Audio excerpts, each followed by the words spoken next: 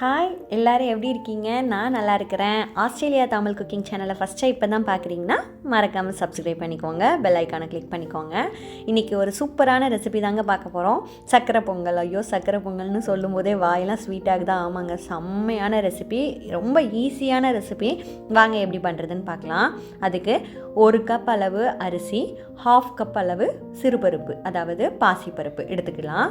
அதை நல்லா கழுவி கொஞ்சம் நேரம் ஊற வச்சு ஒரு குக்கரில் போட்டு ஒரு 3 விசில்லேருந்து 4 விசில்.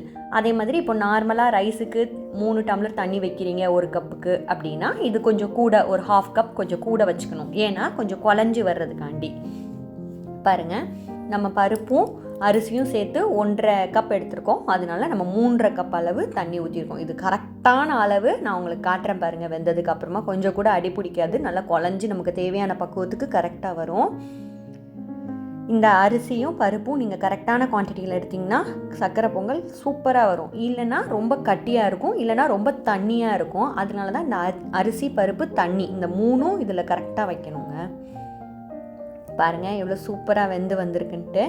இந்த மாதிரி குக்கர்லேருந்து எடுத்ததுக்கு அப்புறமா ஒரு கரண்டி வச்சு நல்லா இப்போவே மசிச்சு விட்டுறணும்.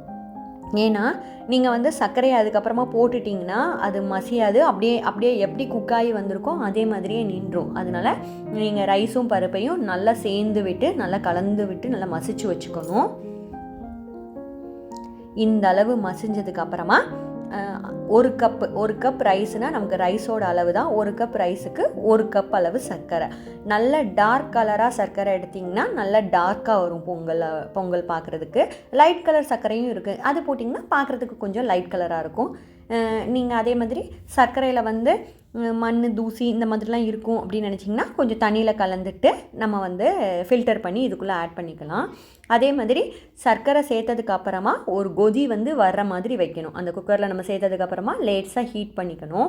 ஏன்னா அந்த பச்சை வாடை போகிற அளவுக்கு.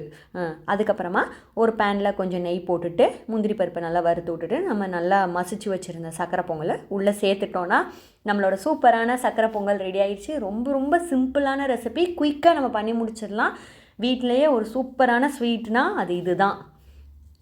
பாருங்கள், இந்த நெய் எல்லாம் உள்ளே எடுக்கிற அளவுக்கு மட்டும் நம்ம டைம் கொடுத்தா போதும். ரொம்ப வதக்கணும்னு தேவையில்லை. ரொம்ப நேரம் வதக்குனிங்கன்னா ரொம்ப கட்டியாயிரும்.